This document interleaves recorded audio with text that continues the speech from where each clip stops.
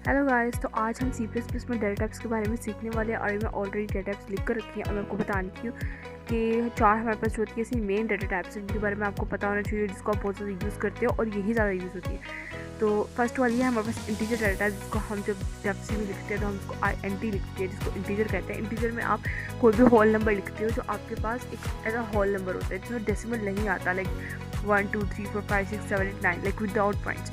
लेकिन फ्लोट जो होता है वो भी न्यूमेरिकल वैल्यूज के होता है, लेकिन उसमें आप डेसिमल नंबर लिखते हैं, लाइक 4.5 5.5 इस तरह की वैल्यूज आप फ्लोट में स्टोर करवाते हैं। और जो नंबर्स होते हैं आपके पास होल नंबर होते हैं उसको इंटीजर में स्टोर करवाते हैं। उसके बाद अगर आपके पास स्ट्रिंग, अब स्ट्रिंग सारे जो है वर्ड्स को स्टोर करनी है, लाइक कोई भी आप वर्ड लिख रहे हैं, लाइक नेम है, उसको एंटर करवाना चाहते हैं, उसको मैं स्ट्रिंग में करवाऊंगी, उसकी डाटा टाइप है, उसमें वो स्टोर होता है। इसके अलावा लास्ट वाली जो हमारे पास वो करेक्टर है। अब करेक्टर को जो हम लिखते हैं तो उसको CHAR लिखते हैं, ये इसकी डाटा टाइप है। लेकिन जो करेक्टर है वो सिर्फ पूरे अल्फाबेट में सिर्फ एक करेक्टर को, यानी अगर आपको पूरा वर्ड लिख रहे हैं उसमें से एक को स्टोर कर सकते हैं, लाइक ओनली A को, B को येस नो में करना होगा, ओनली Y या N को कर सकते हैं। तो अगर आपने कभी भी एक नंबर को स्टोर करवाना होता तो आप करेक्टर डाटा टाइप यूज़ करते हैं, और आपको पूरा वर्ड स्टोर करवाना होता है तो आप स्ट्रिंग यूज़ करते हैं।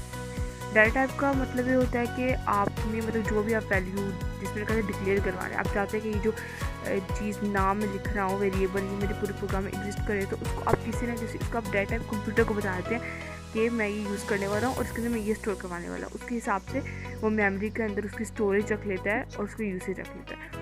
यानी मेमोरी के अंदर कोई भी वेरिएबल को स्टोर करवाने के लिए आप एक उसको डाटा टाइप बताते हैं। तो data type basically the type किस तरह का डाटा है, वो इंटीजर है, फ्लोट है, स्ट्रिंग है या करेक्टर है, तो उसके पास उसी को स्टोर करने की कैपेसिटी होती है। अब जहाँ पे हमने लिखा कि एंटर नंबर, और मैंने इसको बताया कि नंबर जो वो इंटीजर ही होगा। अगर मैंने इंटीजर की जगह डेसिमल लगा दिया, लाइक उसके पास कैपेसिटी है 4 को स्टोर करने की, अगर मैंने 4.5 लगा दिया तो वो उसमें से 4 को ही लेगा, और जो 0.5 है वो उसको इग्नोर कर देगा, क्योंकि उसके पास इतनी कैपेसिटी नहीं है कि उसको स्टोर कर पाए।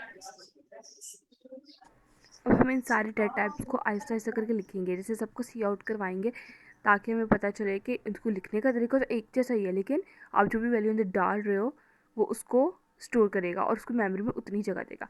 एंड एक और चीज़, अगर मैंने यहाँ पर लिखा है कि मुझे सी इन में नंबर चाहिए, लेकिन मैं अगर वहाँ पर ए लिख देती हूँ या बी कोई नाम लिख देती हूँ और उसको एंटर करवाऊँगी, तो वो प्रोग्राम इमीडिएटली वहाँ पर स्टॉप हो जाएगा और भी आगे रन नहीं करेगा। अब सेकंड पार्ट जो मैंने यहाँ पे लिखा है, पहला सी आउट मैंने नंबर के लिए लिया, सी इन करवा के मैंने नंबर को स्टोर करवाया, और उसके बाद मैंने उसी नंबर को सी आउट भी करवाया ताकि मुझे पता चला कि कौन सा नंबर मैंने स्टोर करवाया। उसके बाद सेकंड चीज़ मैंने लिखा एंटर डेसिमल नंबर, डेसिमल मतलब जिसमें पॉइंट्स आता हो, और इसमें मैंने सीन भी डेसिमल नंबर करवाया। अब जो आप डेसिमल नंबर है उसको मैंने देखा कि उसकी डाटा टाइप फ्लोट है, अब उसके अंदर मैं कोई भी नंबर डाल सकती हूँ। तो आप जो प्रोग्राम लिख रहे होते हैं, आप अपने सी आउट स्टेटमेंट में बता रहे होते हैं कि इसके अंदर कौन सा वाला नंबर डालेंगे, ताकि उसका प्रोग्राम वो एंड ना हो जाए या आउट ऑफ रन ना हो जाए। थर्ड पे मैंने लिखा कि अपना नेम एंटर करें, और वहाँ पे सी इन में नेम क्या, अब उसमें पूरा नेम आ सकता है कि उसकी जो डाटा टाइप है वो स्ट्रिंग है।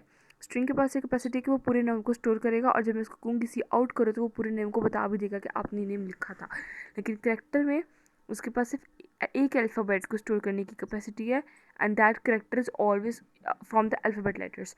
तो अगर मैं कह रही हूँ enter a character, you can enter only one alphabet from A to Z। तो और अगर मैं पूरा वर्ड लिख देती हूँ तो उसमें से वो सिर्फ पहले वाले अल्फ़ाबेट को कंसीडर कर पाएगा। That's how these data types work. तो आपको सिर्फ ये जो 4 डाटा टाइप्स हैं इन पर पूरी तरह से ग्रिप होनी चाहिए, आपको पता होना चाहिए कि मैं जो जिस प्रोग्राम में वर्क करने वाला हूँ उसमें मैं ये वेरिएबल डाल रहा हूँ, तो मुझे इसको किस तरह से वेरिएबल ये वेरिएबल क्या स्टोर करने वाला है, आप उसके हिसाब से उसकी डाटा टाइप रखेंगे। And this is the most important thing. ये 4 आपके पास आना चाहिए, आपको पता होना चाहिए इनके साथ कैसे डील करना है।